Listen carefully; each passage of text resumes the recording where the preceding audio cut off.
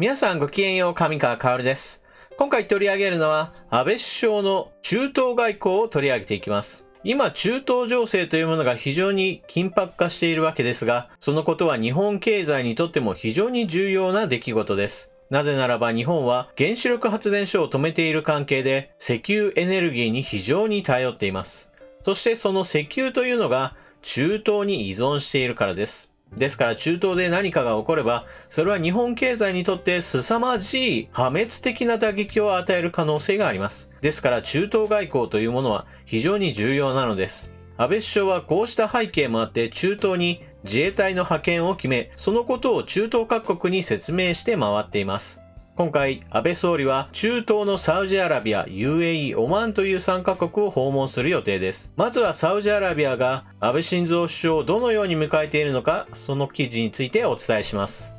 自衛隊派遣完全支持。サウジ皇太子、安倍首相に表明。中東安定へ連携。安倍晋三首相は12日夜、サウジアラビアは北西部ウラーでムハンマド皇太子と会談した。首相は中東地域で日本関係船舶の安全を確保するため海上自衛隊を派遣することを説明し、理解と協力を要請。皇太子は日本の取り組みを完全に支持すると表明し、両国が中東の安定や航行の安全に関して連携して当たる方針で一致した。会談は通訳のみを交えたものを含め約1時間にわたった。皇太子は高齢のサルマン国王に代わり国政を取り仕切っている。軍事行動の応酬にまで拡大したアメリカとイランの対立を踏まえ、首相はイランを含む中東での軍事衝突は地域のみならず世界の平和と安定に大きな影響を及ぼすと指摘。事態のさらなるエスカレーションは何としても避ける必要がある。日本は引き続き緊張緩和、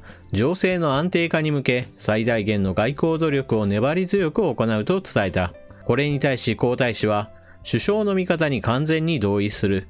当事国間の対話が必要不可欠で、サウジもさらに取り組みを強めると応じた。両氏は中東の安定と緊張緩和に向けて関係国が力を結集すべきだとの認識でも一致した。サウジはイランとはペルシャ湾の対岸に位置し、アメリカ主導の有志連合にも加わる。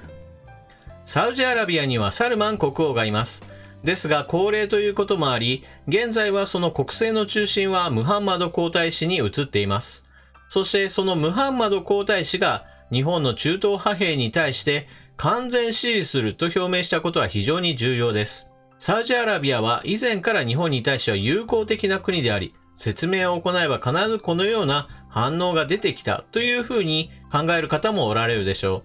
う。しかし改めてこうした表明をしてもらうということが非常に重要なのです。なぜならば去年12月末、イランのローハニ大統領に対して安倍晋三首相は同じような話をして、そして同じように事前了解を得ています。このサウジとイラン、この2つの国はそれぞれイスラム教のシーア派の盟主国とスンニ派の盟主国です。ですからこの対立する2つの勢力から両方ともに説明を行い事前了解を得たというのが非常に重要なのです。なぜ私がイランとサウジアラビアの対立していることをいちいち言うのかといえば、この国というのが実際に仲が悪いからです。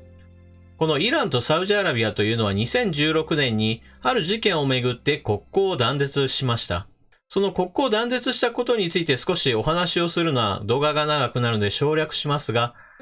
サウジアラビア国内にいるイスラム教シーア派の指導者を処刑するといった事件がありました。この処刑するということをきっかけにして、イスラム教シーア派の国であるイランが非常に憤慨し、サウジとの国交を断絶するといったことになったのです。ですから宗教的な対立というものは非常に根深いものであるということを日本人はもっと考える必要があります。さて、このように安倍晋三首相は両派に対して事前了解を得る形で自衛隊を派遣することができました。日本国内においてはこの自衛隊派遣に反対する人たちがいます。それは中東の騒乱に日本が巻き込まれるのは良くないということを言っています。このような反対意見というのは非常に国益を損なうものだと私は思います。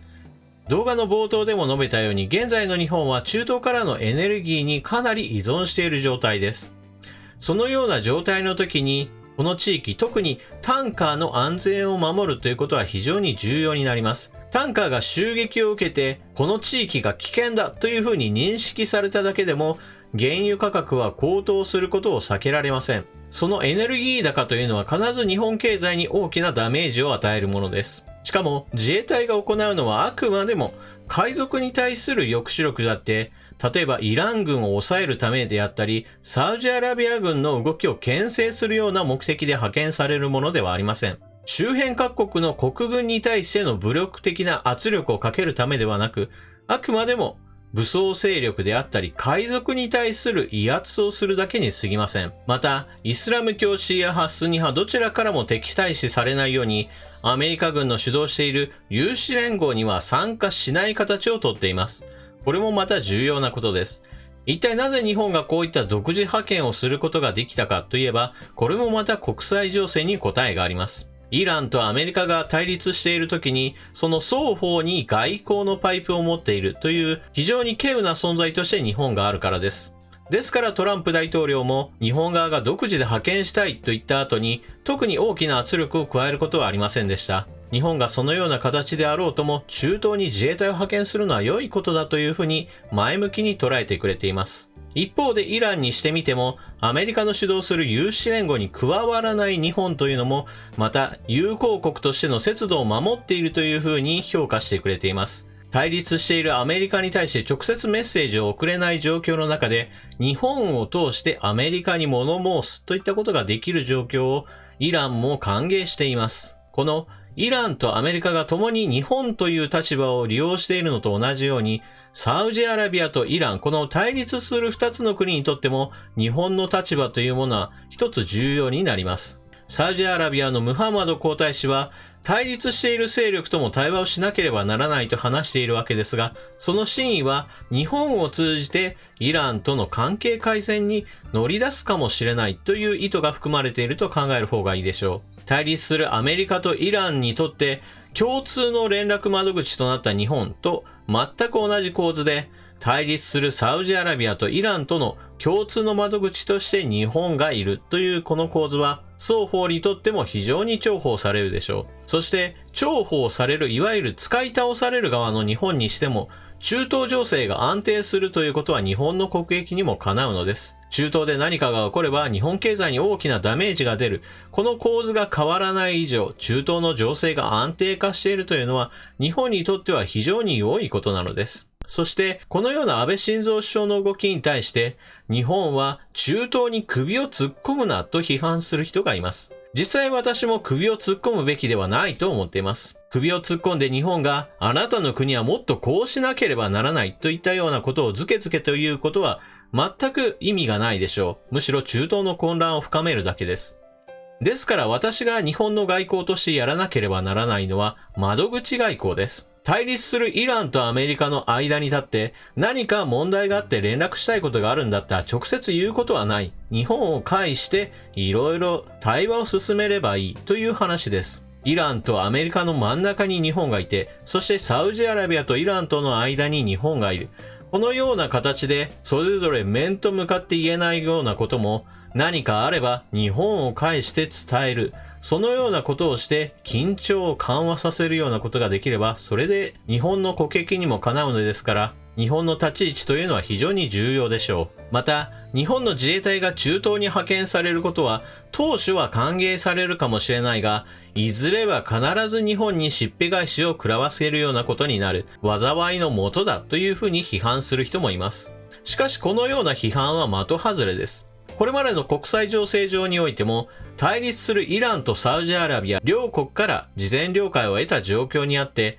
どこかの国家から日本が敵視されるという状況は全く起こり得ない現状です。ですから日本が何か対立するといえばそれは海賊のような無法者ならず者になります。そのようなものというのは国際社会からとっても中東社会からとってもいわば排除されるべきものであって国際社会から支持を受けるような組織ではありません。ですから日本が行うのはあくまでも中東各国に対する軍事的圧力ではなく、そういったならず者に対する抑止力としていくわけですから、自衛隊の派遣によって中東から恨みを買うというのはそもそもありえないことなのです。私は安倍政権の外交政策というものを全体として見た場合は非常に厳しい点数をつけているというふうに皆さんにはお話をしました。それはいいこと悪いことというのを個別に判断した上で全体の総合評価を出しているからです。少なくとも中東における外交で日本に失点はほとんどないというふうに考えています。ですが外交というのは